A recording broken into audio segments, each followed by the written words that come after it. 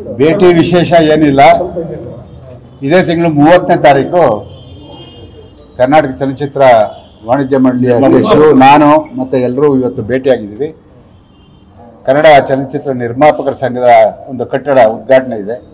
ಆ ಉದ್ಘಾಟನೆಗೆ ಮಾನ್ಯ ಡಿ.ಕೆ. ಶಿವಕುಮಾರ್ ಅವರನ್ನ ಉಪಮುಖ್ಯಮಂತ್ರಿಗಳನ್ನ ಮನವಿ ಮಾಡಿಕೊಂಡು ಆ ಕಾರ್ಯಕ್ರಮಕ್ಕೆ ಬರಬೇಕು, ಉದ್ಘಾಟನೆ ಮಾಡಿಕೊಡ್ಬೇಕು ಅಂತ ಹೇಳ್ಬಿಟ್ಟು ಹೇಳೋದಕ್ಕೆ ಬಂದಿದ್ದು. ಹಾಗೆ ಜೊತೆಯಲ್ಲಿ CM ಕೂಡ ಬರ್ತಾ ಇದ್ದಾರೆ. ಅಷ್ಟೇ ವಿಷಯಕ್ಕೆ ಬಂದಿದ್ದು, ಬೇರೆ ಯಾವುದೇ ವಿಷಯ ಇಲ್ಲ. ದಯವಿಟ್ಟು ಅನ್ಯತಾ ಭಾವಿಸ್ಬೇಡಿ.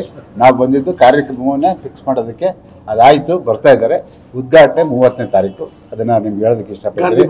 ಯಾಕೆ ಅಂತ ಹೇಳಿದ್ರೆ ಸೌತ್ ಇಂಡಿಯಾದಲ್ಲಿ ಪ್ರಪ್ರಥಮವಾಗಿ ನಿರ್ಮಾಪಕರ ಸಂಘ ಅನ್ನೋದು ಒಂದು ಸ್ವಂತ ಕಟ್ಟಡ ಆಗಿರೋದು ಕರ್ನಾಟಕದಲ್ಲೇ.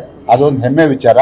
ಅದಕ್ಕೆ ಮಾನ್ಯ ಉಪಮುಖ್ಯಮಂತ್ರಿಗಳನ್ನ ಫಿಕ್ಸ್ ಮಾಡಿ ಹೋಗ್ತಾ ಇದ್ದೀವಿ ಅಷ್ಟೇ. ದರ್ಶನ್ ಬ್ಯಾನಿಗೆ ಸಂಬಂಧಪಟ್ಟಂತೆ ಸಾರ್ವಜನಿಕವಾಗಿ ಮತ್ತೆ ನಿಮ್ಮ ಫಿಲ್ಮ್ ಇಂಡಸ್ಟ್ರಿ ತುಂಬಾ ಚರ್ಚೆ ಆಗ್ತಾ ಇದೆ ಮತ್ತು ಒತ್ತಡನೂ ಬರ್ತಾ ಇದೆ ತಮಗೆ. ಅಲ್ಲ, ನಾವು ಅದ್ರ ಬಗ್ಗೆ ನಮ್ಮ ಅಧ್ಯಕ್ಷರು ಮಾತಾಡ್ತಾರೆ. ಯಾಕೆ ಅಂತ ಹೇಳಿದ್ರೆ ಈಗಾಗಲೇ ನೆನ್ನೆ ಎಲ್ಲ ವಿಚಾರಗಳನ್ನ ತಮ್ಮ ಮುಂದೆ ಇಟ್ಟಿದ್ವಿ.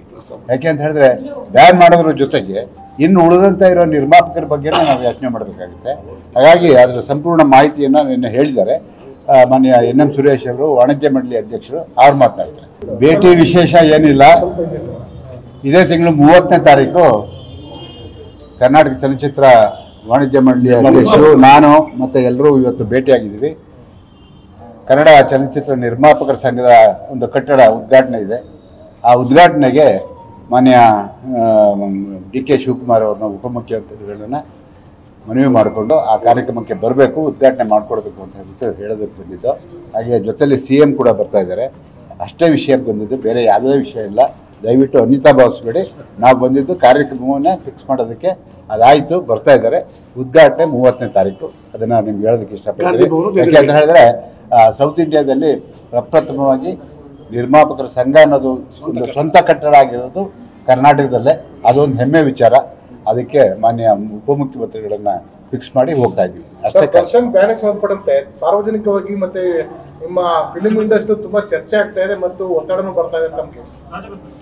ಅಲ್ಲ, ನಾವು ಅದ್ರ ಬಗ್ಗೆ ನಮ್ಮ ಅಧ್ಯಕ್ಷರು ಮಾತಾಡ್ತಾರೆ. ಯಾಕೆ ಅಂತ ಹೇಳಿದ್ರೆ ಈಗಾಗಲೇ ನೆನ್ನೆ ಎಲ್ಲ ವಿಚಾರಗಳನ್ನ ತಮ್ಮ ಮುಂದೆ ಇಟ್ಟಿದ್ವಿ. ಯಾಕೆ ಅಂತ ಹೇಳಿದ್ರೆ ಬ್ಯಾನ್ ಮಾಡೋದ್ರ ಜೊತೆಗೆ ಇನ್ನು ಉಳಿದಂತ ಇರೋ ನಿರ್ಮಾಪಕರ ಬಗ್ಗೆ ನಾವು ಯೋಚನೆ ಮಾಡಬೇಕಾಗುತ್ತೆ. ಹಾಗಾಗಿ ಅದರ ಸಂಪೂರ್ಣ ಮಾಹಿತಿಯನ್ನು ನಿನ್ನೆ ಹೇಳಿದ್ದಾರೆ ಮಾನ್ಯ NM ಸುರೇಶ್ ಅವರು, ವಾಣಿಜ್ಯ ಮಂಡಳಿ ಅಧ್ಯಕ್ಷರು. ಅವ್ರು ಮಾತನಾಡ್ತಾರೆ.